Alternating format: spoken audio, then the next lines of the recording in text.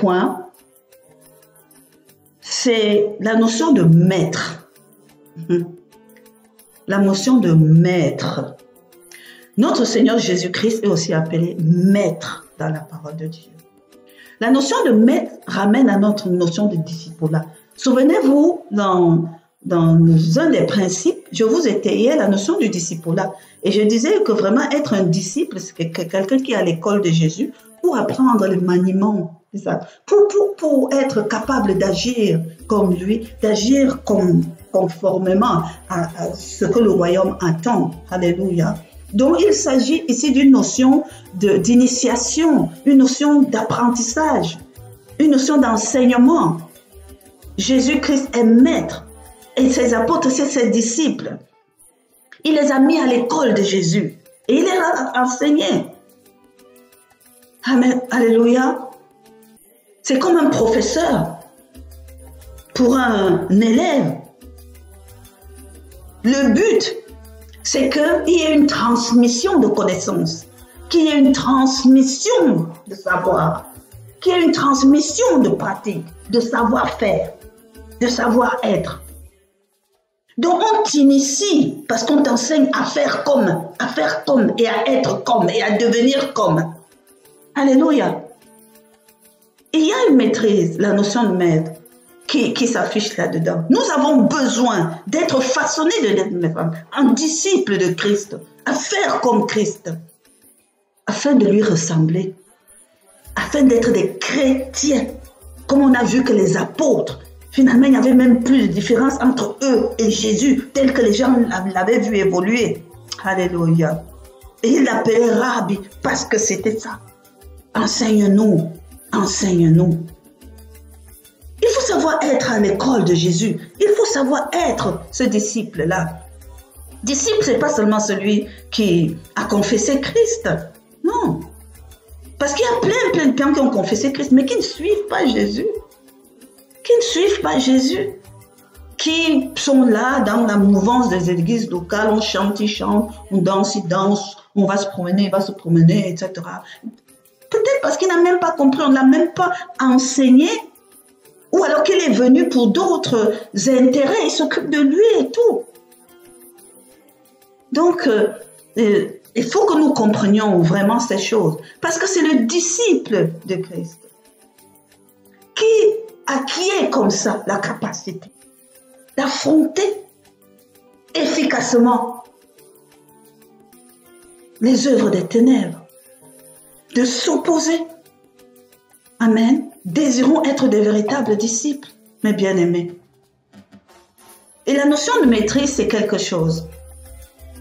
Parce que dans la bénédiction que le Seigneur a donnée à Adam, dans le livre de Genèse, en disant, soyez féconds, multipliez, remplissez, assujettissez et dominez. Le assujettissez là, c'est devenu maître de cette création. Je vous l'ai donné. Parce que dans assujettir, quand on veut comprendre le sens de l'assujettissement, faites de la création vos sujets.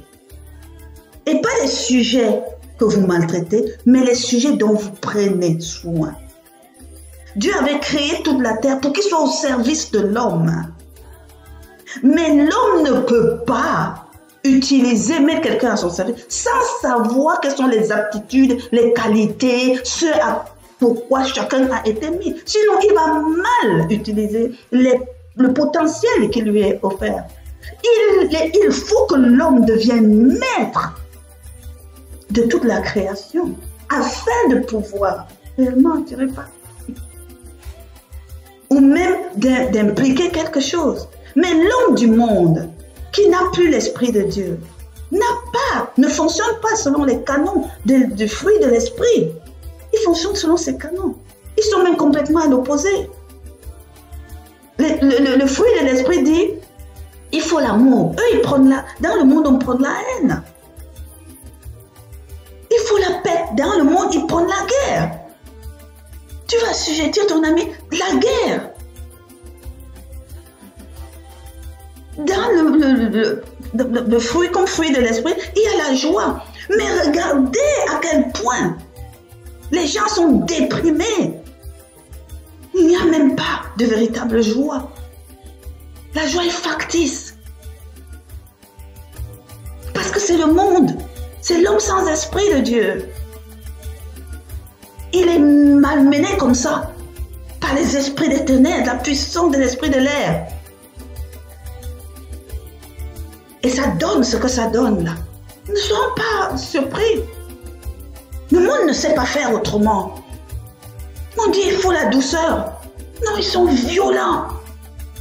On entend tout. Les enfants en classe de 6e, 4e, qui sont devenus des assassins. Donc, les gens réfléchissent à comment ils vont être de plus en plus violents et agressés à gauche et à droite. Pour voler ci ou pour prendre... Non mais attendez. Ils sont impatients comme tout. Tout le monde veut tout de suite. Quitte à couper toute la forêt. Quitte à détruire toute la couche d'ozone. Maintenant, ils se plaignent qu'il fait trop chaud. Il n'y a plus de saison. Mais il fallait tempérer vos envies d'argent. Et comprendre que la forêt là, avait un rôle à jouer dans ta vie.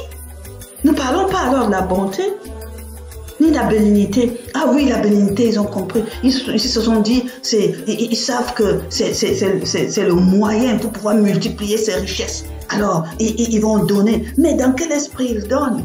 Ils créent la pauvreté pour se faire passer pour des bienfaiteurs. Oh non, on va créer des ONG, l'ONG UNESCO, l'ONG Oxfam, l'ONG machin, qui va se battre pour la faim. Ils travaillent depuis 20 ans dans un pays, la famine est toujours là. Vous travaillez quoi? 20 ans avec des budgets colossaux, la famine est toujours là. Tu viens 20 ans après, le pays n'a même pas changé. La parole de Jésus dit, c'est comme ça qu'ils viennent vous gouverner et vous les appelez bienfaiteurs. Ça n'a rien à voir avec le bienfaiteur. Il faut te mettre à la place de celui à qui tu veux faire du bien. Quelqu'un avait dit, si tu veux vraiment aider quelqu'un, ne lui donne pas le poisson, apprends-lui à pêcher. Parce que la création de Dieu a été faite ainsi, afin que chaque homme puisse cultiver et garder. Parce qu'il a un droit sur cette terre. Vous ne montez pas des systèmes qui avilissent les autres pendant que vous amassez des montagnes d'argent pour vous et vos familles. C'est le monde. Mais mes bien-aimés, nous devons penser autrement.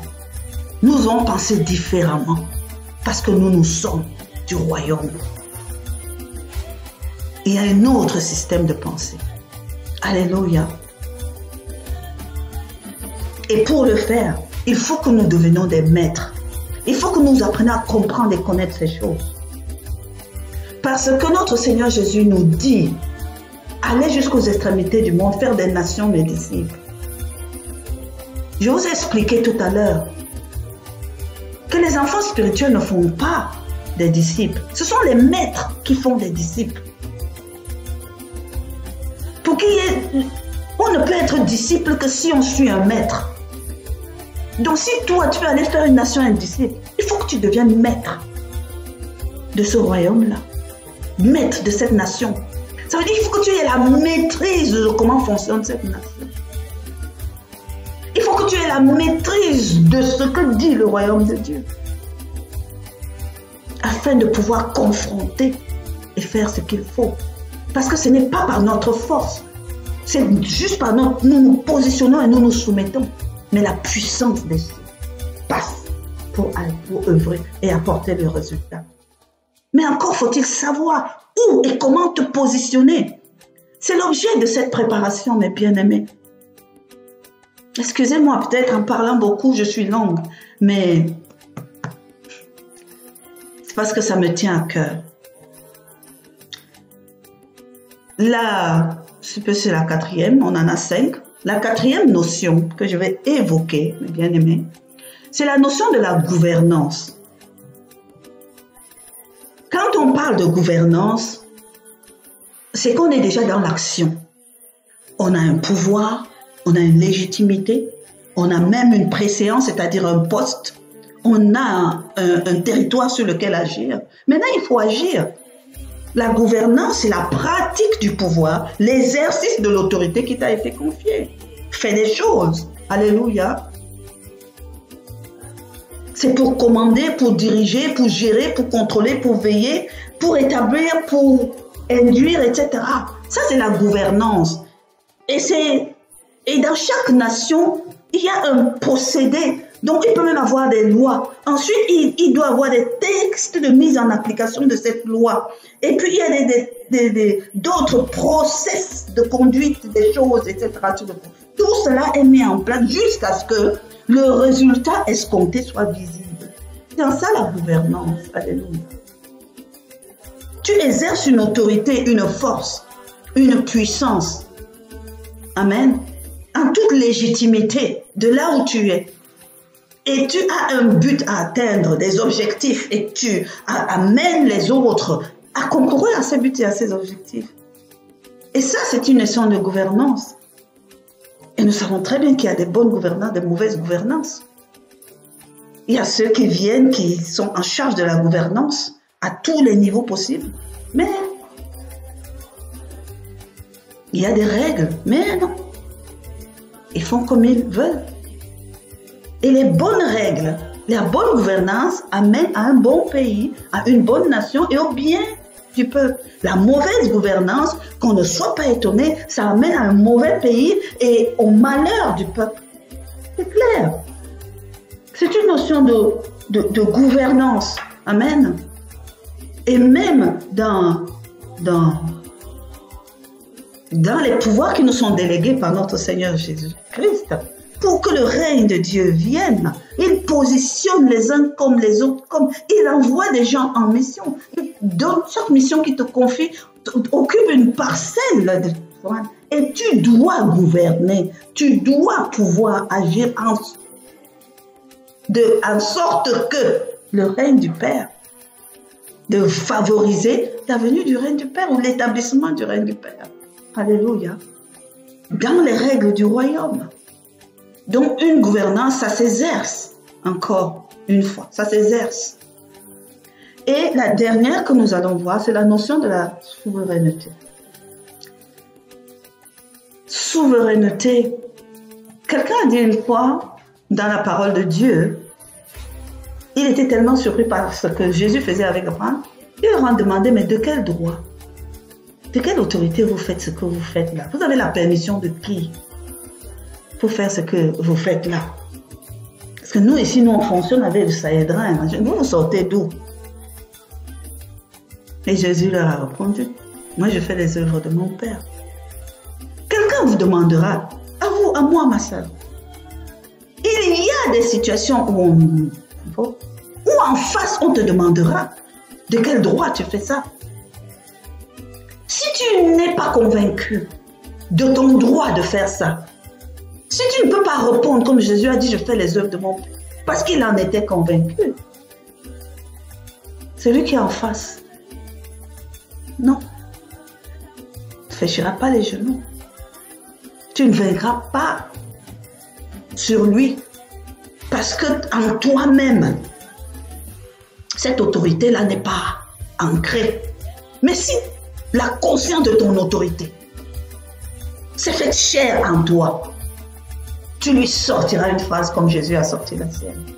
La parole de Dieu te nourrira et tu sortiras une parole de vérité puissante qui est esprit et vie et qui va agir dans la situation.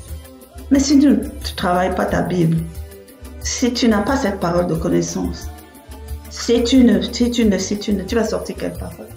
Moi, je dis toujours, pour que le Saint-Esprit œuvre avec nous, il faut que nous nous remplissions d'abord. Ensuite, il nous éclaire sur ça, afin que ça se passe cher à nous. Et au moment opportun, il utilise ce qui est déposé en nous. Parce que ce qui doit sortir de nos bouches doit s'attacher à notre foi. Oh my God. Ce qui sort de nos bouches doit être attaché à notre foi. Afin de faire cette connexion, pour que l'essence créatrice qui vient de l'esprit, pouf, soit propulsé. Alléluia. On dit que Dieu est souverain, Jésus-Christ est souverain. La souveraineté dans un lieu, dans un royaume céleste, ou même celui de Dieu que Jésus-Christ est venu faire, ou n'importe quel autre royaume où il y a une gouvernance, où il y a une autorité, il doit avoir une souveraineté. La souveraineté, c'est la reconnaissance par tous que tu es la tête, tu es la prééminence. C'est la reconnaissance par tous du pouvoir que tu dois exercer sur eux. Parce qu'ils doivent soumettre, ils doivent l'accepter. Ils doivent se soumettre, ils doivent obéir pour que ça fonctionne. Si un pouvoir, une gouvernance est contestée par ceux sur qui ça doit s'exercer, il y a un problème. Il n'y aura pas de souveraineté parce qu'il y aura rébellion. Il y aura rébellion. Et si la personne qui a ce pouvoir veut forcer, il devient un tyran. Il devient un tyran et pas un souverain. Il devient un tyran. Rébellion, donc la notion de souveraineté, agir dans un contexte de souveraineté est fondamental. Notre Dieu est souverain. Alléluia. Et nous devons fonctionner et agir de manière à ce que cette souveraineté soit établie. Amen. Par notre positionnement, cette souveraineté doit être établie. En nous-mêmes et par rapport à ce sur quoi nous voulons impacter. Alléluia. Contrairement aux gens du monde, contrairement à d'autres qui ne sont pas en Christ et qui ne sont pas dans ce processus, il dit dans 1 Pierre 2 au verset 9, vous connaissez tous ce verset, vous au contraire, vous êtes une race élue. Alléluia. Un sacerdoce qui est royal. Vous constituez une nation qui est sainte. Et vous êtes un peuple qui est acquis à l'Éternel. Afin que vous annonciez les vertus de celui qui vous a appelé des ténèbres à son admirable lumière. Ce qui est intéressant ici, c'est de voir la catégorie dans laquelle Dieu nous passe, parce qu'il répond à chaque étage. Si c'est un royaume, le sacerdoce doit être d'une certaine qualité. La race même doit avoir une certaine élection. La nation que vous vous constituez doit être une nation à l'image du Père, don de sainteté. Et le peuple qui est présent doit être acquis à l'Éternel. Souveraineté, sacerdoce, sainteté, élection. Amen. Gloire à Dieu.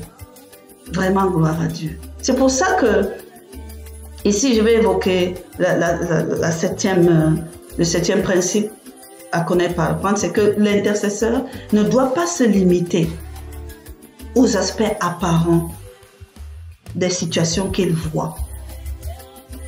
L'intercesseur doit s'attacher à chercher les causes, la source. Quelque part dans la parole de Dieu, le verset me vient tout là maintenant, il est dit qu'il ne faut pas regarder à l'endroit où on est tombé, mais il faut regarder à l'endroit où on a foulé la pierre, où on a glissé, en fonction des versions. Il faut regarder là où tu as glissé, parce que tu glisses, tu tombes peut-être 3 ou 4 pas plus loin. Qu'est-ce qui t'a fait glisser? Parce que si tu n'as pas la conscience de ce qui t'a fait glisser, devant tu ne vas pas reconnaître et tu glisseras encore. Donc il faut chercher la cause. Si tu ne veux plus que les situations se répètent, cherche la cause et travaille sur les causes. Et laisse les effets Amen. La vie que nous voyons là, ce qui est apparent là, ce ne sont que les résultats. Ce ne sont que les effets. Quelqu'un va même te dire, il y a trop de tribalisme. Le tribalisme, ce n'est que le reflet. Qu'est-ce qui est la cause? Qu'est-ce qui suscite qu'il y ait le tribalisme? Qu'est-ce qui peut susciter? Qu'est-ce qui a provoqué au fin fond l'animosité qui est entre ces deux pays? La guerre qui est entre ces deux pays? Qu'est-ce qui est la véritable cause? Parce que tu peux prier pour que la guerre finisse, la guerre finisse, la guerre finisse. Ça te regarde. Tant que la cause profonde qui touche le cœur et l'âme et qui fait en sorte que l'homme se lève seulement pour aller faire cette guerre, tu ne résolveras pas le problème. Et il y a plein d'aspects comme ça. Qu'est-ce qui peut concerner la manière dont on éduque les enfants? Pour que à 14 ans, 16 ans, ils sont en train de prendre un couteau pour tuer le voisin. Quoi? Ne regarde pas là, l'acte est là, c'est visible. On va dire, oui, vraiment, il y a une insécurité ou il y a une force de violence infantile. Oui, ça c'est les faits, c'est ce qu'on voit. Ça vient d'où? Ça vient d'où? Parce que si nous voulons que l'Esprit de Dieu déracine cela, nous devons l'indexer. Mais bien aimés, vous ne pouvez pas imaginer pour aujourd'hui et pour l'avenir comment ce programme-là, moi, me fait plaisir. Parce que nous entrons dans une phase d'upgradation. Vraiment une très grande croissance spirituelle. Si nous parvenons à faire cela, nous aurons grandi dans notre contenant en tant que vase de l'Éternel. Alléluia. C'est ce que je vous invite à faire pendant ces semaines. Comme je le disais, jusqu'à à peu près mi-novembre. Ça va nous préoccuper pour dresser la cartographie spirituelle du pays en général, la mouture générale, puis la cartographie spirituelle dans le même temps du Cameroun. Alléluia. Et ensuite, nous préparerons la session même du séminaire dans un processus, dans un parcours vraiment de la traversée du tabernacle et de la prière du Notre Père, un parcours de louange. Et c'est important, ce sont les chemins que le Seigneur veut utiliser pour que nous nous positionnons afin qu'il agisse. Et ce qui est important, c'est que nous ne pouvons pas seulement nous positionner. Nous devons nous positionner en connaissance de cause.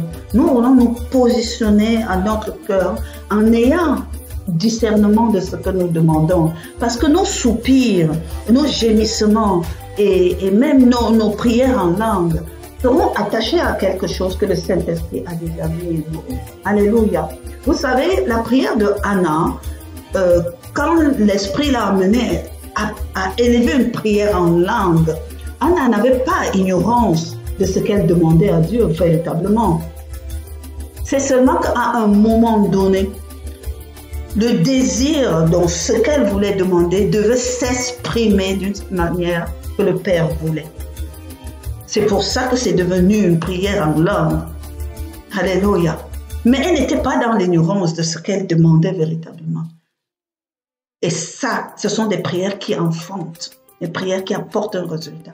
Et c'est pour ça que nous devons être prêts. Nous devons savoir ce que nous nous mobilisons pour exprimer dans nos prières afin que le Père. Mais c'est le Saint-Esprit qui doit nous nourrir de ça. Alléluia. Vraiment, soyez bénis, mes bien-aimés. Saint-Esprit de Dieu, merci, merci, merci pour ta conduite. Merci pour ton lead. Merci, merci pour tes révélations. Merci pour ce que tu nous fais comprendre. Je prie, frère, vraiment, que tous ceux qui pourront écouter ce message aujourd'hui et un jour, parce que préparer ton reste, Papa Seigneur. Tu le fais, tu le fais, tu le fais, pas seulement au Cameroun, mais bien aussi ailleurs, alléluia. Puisse être nourri, Saint-Esprit, saisis-toi de cela et prépare le reste de l'éternel. Prépare le reste de l'éternel, selon sa convenance, dans le nom puissant de Jésus. Merci, merci, merci. Nous allons arrêter là ce message et nous le poursuivrons dans le message prochain. Gloire, gloire pour cela donné, Papa. J'ai le plaisir de dire que nous allons aborder vraiment la notion de nation. Nous allons décortiquer nation et les colonnes dans le prochain message. Alléluia. Et en même temps, nous interrogerons sur ce qu'il y a à faire, ce qu'il y a à saisir. Gloire soit donnée, Père éternel. C'est à toi qu'appartient, Papa. C'est à toi que nous donnons louange, honneur, gloire, Papa, consécration, Père éternel, exaltation, Papa Seigneur, car tu es le Dieu Tout-Puissant et tu es notre Père. Quel privilège nous avons à être. Que tout en nous glorifie notre Seigneur Jésus. Saint-Esprit de Dieu, nous nous abandonnons à toi encore et encore, afin que tu nous conduises dans l'agréabilité du Père, que tu nous maintiennes dans l'alignement à son trône, au nom puissant de Jésus. Amen. Shalom mes bien-aimés. Demeurez bénis en Jésus-Christ.